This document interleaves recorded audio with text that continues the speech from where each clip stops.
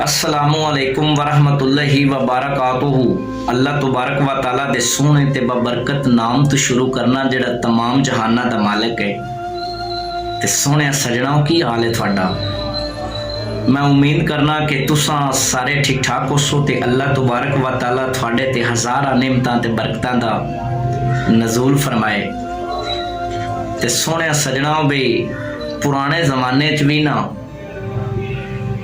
बड़े लोग भोले भाले होंदे सन। अज के दौर च भी बड़े लोग भोले भाले ने। ते वो जेड़ा उन्हां दा भोला भालापन हुंदा है ना, उनदी वजह तो उन्हां ते हसना नहीं चाहिए। एक गल याद आ गई, एक लतीफा याद आ गया कि कोई सिख ना किसी दुकानदार को गया ते अंदर जाके ना उस दुकानदार नूं आखदा है कि ए फ्रिज कितने दी है, ये मैं लैनी है। दुकानदार ने सिख नूं इंज वेख के ना उन्हें आख्या कि मैं जिहड़ी शाय है ना वो सिखां नूं नहीं वेचदा हुंदा।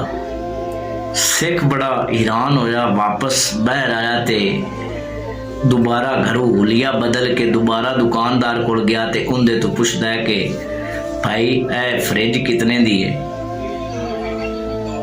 दुकानदार ने फिर इनकार कर दिता। सिख फिर घर गया, फिर हुलिया बदल के दुकानदार को दोबारा आया ते उनदे तो पुछदा है कि ए फ्रिज कितने दी है। दुकानदार ने मुड़ इनकार कर दिता। आखिरकार ना वो जिहड़ा सिख है बड़ा तंग आ गया, उन्होंने गुस्सा बड़ा आया। वो कोई 10 तो 12 वेरी ना हुलिया बदल बदल के उनके कोल जांदा रहा ते उस फ्रिज की कीमत पुछदा रहा। दुकानदार उन्होंने इनकार करता रहा। बड़ा तंग आ गया, गुस्सा उन्होंने बड़ा आया।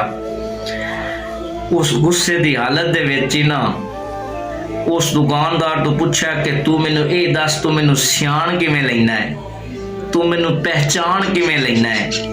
मैं इतनी दफ़ा वापस गया, मैं इतनी दफ़ा हुलिया बदल के आया ते तू मैनू सियाण किवें लैना है, पहचान किवें लैना है। ते वो जिहड़ा सिख है ना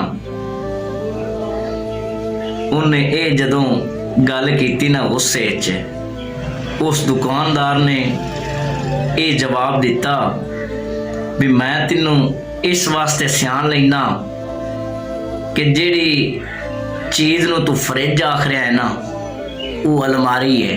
ते जदों तू पहली बारी मेरे कोल आना है ना ते तू अलमारी नूं फ्रिज बना के कीमत पुछी है, तो फिर बार बार हुलिया बदल के तू मेरे कोल आउंदा रहा है। ते मैं इस वास्ते पहचानदा रहा, सियाणदा रहा कि ये जिहड़ा है ना वही बंदा है, इन्हूं पता नहीं है अलमारी नूं फ्रिज बनाई खड़ोता है। सुनिया सजनों भी गल सुनान दा मकसद है भी कई लोग ना वाकई इस तरह होंदे ने, उन्होंने चीज़ों का पता नहीं होंदा। ते जदों उन्होंने उन्हां चीज़ों का पता नहीं ना होंदा ते कोई किसी तो पुछ लवे ना ते उनदे ते हसना नहीं चाहिए, उन्होंने दस देना चाहिए भाई ए चीज़ है। ते कई बंदे ना जान के हासे वास्ते ना बंदे नूं उस काम दे विच बार बार बुलाते रहंदे ने। ते अल्लाह ताला मेरे सोहने सजना नूं हमेशा खुश रखे। हसदे रहो, वसदे रहो, रब दे हवाले।